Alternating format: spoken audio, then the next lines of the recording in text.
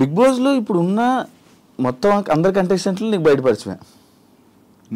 కొంతమంది లేరు, ఆల్మోస్ట్ అంటే లైక్ నేను వెళ్ళినప్పుడైతే సీత తెలీదు, నాకన్నా ముందు కొంతమంది వెళ్ళిపోయారు. సీత తెలీదు, మణికంఠ తెలీదు, అండ్ పృథ్వీ షోలో హాయ్ అంతే, అంతకుమించి తెలీదు. యష్మి తెలీదు, యష్మి షోలోనే అదే షోస్లో అంతే. కానీ వాళ్ళు ఎవరికి కనెక్ట్ అవ్వలేదు ఎందుకు అంత ఎక్కువ? నేను యష్మితో ఫన్ చేశాను, నాకు పృథ్వీకి కనెక్షన్ ఫైట్లో జరిగింది బాగా, ఆ కనెక్షను. అండ్ ప్రేరణకు నాకు కనెక్షన్ ఉంది. మణికంఠ నేను వెళ్ళిన మణికంఠతో నేను ఫన్ చేయించాను వెళ్ళి. మణికంఠ నాది నేను వెళ్ళిన తర్వాత మణికంఠ నాకు ప్రోమోలు చూస్తే కానీ, బిన్నెలు తోమడం కానీ, ఆ డాన్స్ చేయించడం కానీ. అండ్ ఇంకెవరు, సీత వెళ్ళిపోయినా ఆ వీకే వెళ్ళిపోయింది పాపం ఆ అమ్మాయి. ఆ అమ్మాయి కూడా నువ్వు చూసినట్టయితే నేను ఎంత కనెక్ట్ అయినంటే ఆ అమ్మాయికి, తను ఎలిమినేషన్ వెళ్ళిపోతున్నప్పుడు స్టేజ్ మీద వైట్ హార్ట్ నా ఒక్కడిది పెట్టింది. అవును, వైట్ హార్ట్ అవును, నా ఒక్కడిది పెట్టింది. వాళ్ళ ఓజీ నుంచి కూడా పెట్టలేదు, రాయల్స్ నుంచి కూడా నా ఒక్కడిది పెట్టింది. ఓవరాల్ వైట్ హ్యాట్ నా ఒక్కడిదే పెట్టింది చూసినట్టయితే. అంత కనెక్ట్ అయిపోయింది అమ్మాయి కూడా. అండ్ మనకంట ఓకే, వీళ్ళంతా మిగతా వాళ్ళు ఇంకెవరు లేరు. ఈ పృథ్వీది ఇప్పుడు పృథ్వీ ఏదైతే లోపల అది జరిగిందో, సిచ్యువేషన్ ఏదైతే జరిగిందో మొత్తం ఇంకా డిపెండెంట్ లాగా ఉండిపోయారా ఇద్దరు, లేకపోతే అది ఏంటి అది ఇష్యూ? నాకు నేను ఏనాడు ఆ పాయింట్ మీద నేను ఆ పాయింట్ రేస్ చేయలేదు. ఎందుకంటే ఎవరి ఇండివిజువాలిటీ వాళ్ళకు ఉంది, ఎవరి అంటే లైక్ ఎవరి పర్సనాలిటీ వాళ్ళది, ఎవరి స్పేస్ వాళ్ళకు ఉంది. అక్కడ గేమ్ పరంగా నేను మాట్లాడాను కానీ ఎప్పుడు దాని గురించి నేను ఎప్పుడు మాట్లాడలేదు. నాకు మాట్లాడాలనిపించలేదు. ఎవరి ఇష్టం వాళ్ళది, వాళ్ళ దాని గురించి వాట్ ఎవర్ ఇట్ ఈస్, వాళ్ళ ఫ్రెండ్షిప్ ఇంకేదైనా నాకు అది మాట్లాడే ఆ పాయింట్ తీయాలి నాకు లేకుండే, నేను తీయలేదు కూడా. ఇప్పుడు టాప్ 5 నీ కోరిక కదా? అంటే సీజన్ 4లో టాప్ 5లో ఉండాలి అనేది గట్టిగా అనుకున్నాను. బట్ అది అక్కడ నెరవేరలేదు, ఇక్కడ నెరవేర్చుకున్నాను టాప్ 5లో ఉండాలని. Happy, full happy. బట్ కొంచెం ఈ సీజన్లో కప్పు కొట్టే అవకాశం ఉంది యాక్చువల్లీ. మీకు? నా 100% ఉంది. గట్టిగా ఆడితే నాకే కాదు ఎవరైనా కొట్టే అవకాశం ఉంది. బట్ నేనైతే గట్టిగా అనుకోని కొడదామని ఈ సీజన్లో, ఎందుకంటే నేను 5 వారాలు చూసాను కాబట్టి. మరి ఎందుకు మారిపోయిందంటే తెలియలేదు. అంటే నా ఒక టైం వరకు నేను కొడతాను అనుకున్నాను.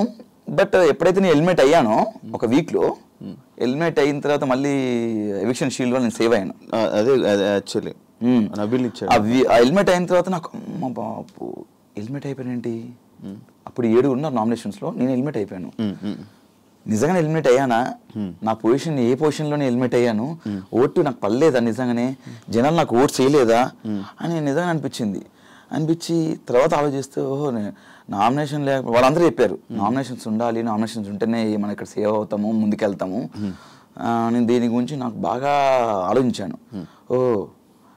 నామినేషన్స్ ఉంటేనే మనం సేవ్ అవుతాము, లేకపోతే అవ్వము అంటే అంత ఆట ఆడిన వేస్ట్ అయిన అప్పుడైతే మరి హౌస్లో బిగ్ బాస్కి గేమ్ ఆడడానికి వెళ్ళాలా లేకపోతే నామినేట్ అవ్వడానికి వెళ్ళాలా అని డౌట్ వచ్చింది నాకు. బిగ్ బాస్కి వెళ్ళాలంటే బిగ్ బాస్కి గేమ్ ఆడడానికి వెళ్ళాలా లేకపోతే సోమవారం నామినేట్ అవ్వడానికి వెళ్ళాలా అన్నట్టు. నామినేట్ అవుతేనే మనం కంటిన్యూ సేవ్ అవుతుంది, నామినేట్ అవుతేనే కంటిన్యూస్గా ప్రతి వారం నామినేట్ అవుతేనే మనం సేవ్ అవుతాం, లాస్ట్ వరకు ఉంటామని చెప్పారు. ఎవరు చెప్పింది? చాలా మంది అన్నారు నామినేట్ అవ్వాలి, ఓట్ బ్యాంక్ పెట్టుకోవాలన్నారు లోపల. ఓట్ బ్యాంక్ ఉంచుకోవాలి, మీ ఇప్పటికి 8 వారాలు నామినేట్ అయ్యాను, నేను 6 వారాలు అయ్యాను, 7 వారాలు, చాలా గొప్ప చెప్పుకుంటున్నారా? అంటే నామినేట్ గొప్ప చెప్పుకుంటుంటే వాళ్ళు తప్పులు చేస్తేనే కదా పాయింట్అవుట్ చేసి నామినేట్ అవుతారు కదా.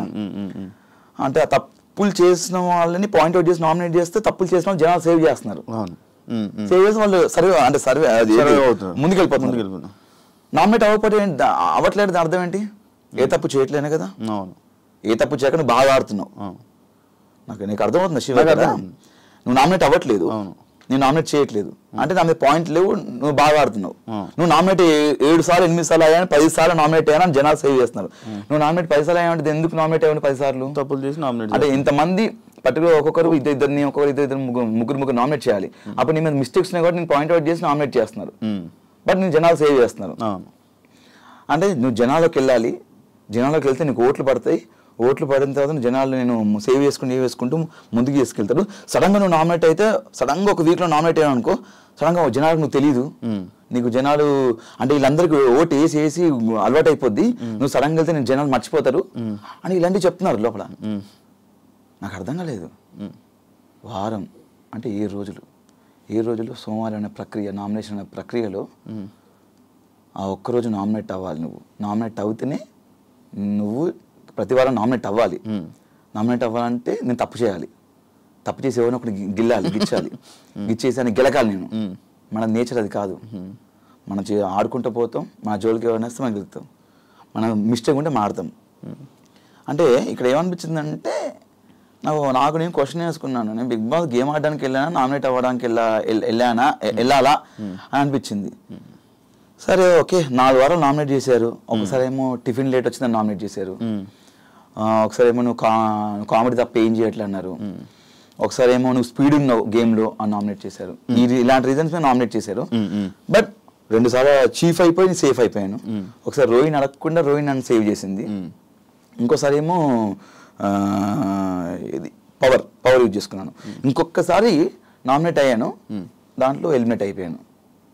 అప్పుడు ఎవిక్షన్ షీల్డ్ వచ్చింది, నబీల్ ఇచ్చాడు. కష్టంతో ముందుకెళ్ళావా, జనరల్ ఓట్లతో ముందుకెళ్ళావా? నా కష్టంతో ముందుకెళ్ళాను నేను. ఎందుకు? కష్టపడుతుంది కదా ముందుకెళ్తాం. మరి ఓట్లు పడక కాదా? ఓట్లు పడక కాదా? నా ఓట్లు పడలేదు కదా మరి. అంటే నేను నామినేట్ అయితే నేను 4 సార్లు నామినేట్ అయ్యాను, ఒకసారి 2 సార్లు చీఫ్ అయ్యాను. లక్ కూడా ఫ్యాక్టర్ చేసిందా? 100% లక్ ఫ్యాక్టర్ చేస్తుంది. నేనేమంటున్నా అంటే, శివ నువ్వు కష్టపడుతూ వెళ్తున్నప్పుడు నీకు ఏదో టైంలో ఇలా వెళ్తున్నావు, జీవితంలో సాధిస్తాం లేదనుకున్నప్పుడు ఒక ఆపర్చునిటీ వచ్చింది. అది లక్క ఏమో తెలీదు, నువ్వు ఒకప్పుడు ట్రై చేసావు, బట్ సడన్ గా నీకు అది అవకాశం వచ్చింది, ఫోన్ వచ్చింది, సో ఏమంటే నీకు ఆపర్చునిటీ వచ్చిందని చెప్పేసి. నాకు తెలిసి బిగ్ బాస్ లక్ ఫ్యాక్టరీ కూడా నేను నమ్ముతాను అనుకోని. బిగ్ బాస్ లో జీవితంలో కూడా లక్ అనేది మన సందర్భాల్లో ఉండాలి. నాకు నమ్మాను. అంటే నేను ఒక్కసారి బయట జనాల్లోకి వెళ్ళాను, ఆ ఒక్కసారి కూడా ఎలిమినేట్ అయిపోయాను. అప్పుడు షీల్డ్ వల్ల, షీల్డ్ అనేది ఒక ప్రక్రియ, కంపల్సరీ షీల్డ్ ఎవరికొకరు రావాలి, అది వాళ్ళు వాడుకుంటారా ఇంకొకరికి ఇస్తారు అనేది వాళ్ళ ఇష్టం. అది ఆ టైంకి నాకు నబీల్ ఇచ్చాడు. I'm very thankful. చాలాసార్లు చెప్పాను. దానివల్ల నేను అయ్యో జనాలు ఎలిమినేట్ అయిపోయాను కదా, నాకు షీల్డ్ వచ్చిందని ఇంకా కసి ఆడాను. ఇంకా కసిగా ఆడుతూ మళ్ళీ మెగా చీఫ్ అయ్యాను. ఆడుతూ కంటెంటర్ అయ్యాను, ఫస్ట్ ఫైనలిస్ట్ అయిపోయాను.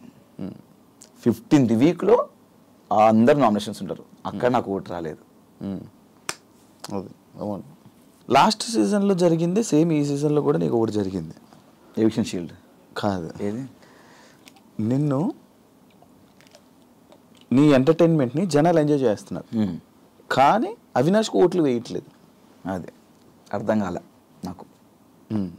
కారణం ఏమనుకుంటున్నావు? ఏమనుందా అంటే రోహిణి కూడా అదే అన్నది, ఒక స్టేట్మెంట్ బాగా చేసింది, మనము ఓన్లీ కామెడీ చేయడం వరకే పనికొస్తాంరా, మనం విన్నర్లు అవ్వలేము, మనము ఇది అవ్వలేము. దానికి నువ్వు ఏమైనా ఇవ్వగలవా?